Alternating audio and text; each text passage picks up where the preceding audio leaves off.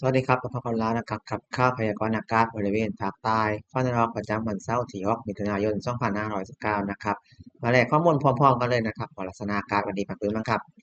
เริ่มกันที่ภาพแรกนะครับเป็นแผนที่อากาศผิวเผินนะครับก็ยังคงเห็นบริเวณความกดอากาศสูงนะครับจากสีตานะครับแผ่มาปกคลุมบริเวณของทะเลอันดามันแล้วก็สีกตะวันตกของประเทศไทยนะครับแล้วก็ครับมีย่อมความกดอากาศต่ำนะครับบริเวณประเทศพม่าครับ มาถึงภาพถ่ายดาวเทียมเวลาล่าสุดนะครับจะเห็นเมฆปกคลุมนะครับค่อนข้างจะเยอะทางสีตะวันตกนะครับของประเทศไทยนะครับแล้วก็ภาคใต้นะครับแล้วก็ทะเลอันดามันครับมาถึงเรดาร์ชุมพรนะครับขอบคลุมฝนนะครับเล็กน้อยถึงปานกลางนะครับปกคลุมประเทศพม่านะครับจังหวัดระนองนะครับประจวบแล้วก็ชุมพรนะครับแนวโน้มเป็นตัวไปด้านทิศตะวันออกเฉียงเหนือครับมาถึงเรดาร์สติงพานะครับเวลาล่าสุดนะครับขอบคลุมฝนนะครับหรือฝนฟ้าคะนองครับเวียดนามไทยนะครับแนวโน้มเกิดตัวห่างออกจากฝั่งไปครับ เรื่องง่ายๆอุณหภูมิกันบ้างนะครับอุณหภูมิสูงสุดเมื่อวานนี้วัดได้ที่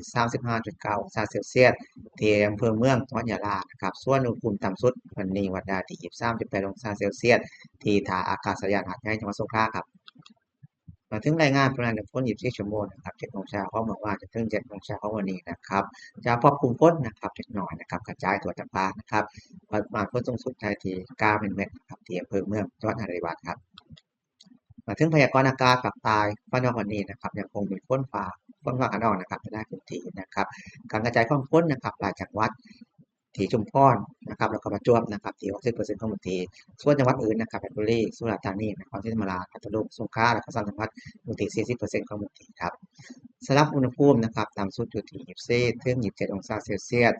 สูงสุดอยู่ที่31ถึง35องศาเซลเซียสนะครับยังไงวันนี้ยังคงมีฝนฟ้าคะนองนะครับในหลายพื้นที่ก็ ให้พี่น้องระมัดระวังนะครับอันตรายจาก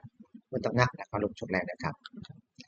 มาถึงลมกันบ้านนะครับคือลมนะครับตั้งแต่สุราษฎร์ธานีขึ้นไปนะครับเป็นลมตะวันตกเฉียงใต้ความเร็วลมอยู่ที่20ถึง35กิโลเมตรต่อชั่วโมงทะเลห้างฟังคือประมาณ2เมตรนะครับเป็นตาคำนวณประมาณ2เมตรได้ครับส่วนนครศรีธรรมราชลงมานะครับเป็นลมตะวันตกเฉียงใต้นะครับความเร็วลมอยู่ที่15ถึง35กิโลเมตรต่อชั่วโมงห้างฟังทะเลคือสูงถึง2เมตรนะครับเป็นฝนฟ้าคะนองประมาณ2เมตรได้นะครับ ถ้าพี่น้องชาวเรือนะครับให้หลีกเลี่ยงบริเวณที่มีฝนฟ้าคะนองนะครับคือจะสูงสักนิดนึงครับสำหรับการคาดหมายลักษณะอากาศ7วันล่วงหน้านะครับสำหรับภาคใต้ฝั่งตอนบนนะครับเพชรบุรีถึงสุราษฎร์ธานีนะครับการกระจายของฝนยังคงอยู่ที่40ถึง60%ของพื้นที่ตลอดช่วงครับสำหรับการคาดหมายลักษณะอากาศนะครับ7วันล่วงหน้าของภาคใต้ตะวันออกตอนล่างนะครับนครศรีธรรมราชจนถึงสั้นจังหวัดนะครับการกระจายของฝนอยู่ที่ลดลงนะครับจากวันก่อนนะครับอยู่ที่40%ของพื้นที่ครับ ทั้งหมดนี้นะครับก็เป็นข้อมูลข่าวพยากรณ์อากาศวันนี้นะครับถ้าเห็นว่าข้อมูลนี้เป็นประโยชน์นะครับก็สามารถกดไลค์กดแชร์ได้นะครับสำหรับวันนี้ก็รายงานตัวไปก่อนนะครับสวัสดีครับเช้าๆสวัสดีครับอุตุนิยมวิทยายุคใหม่แจ้งข่าวฉับไวใส่ใจปวงชน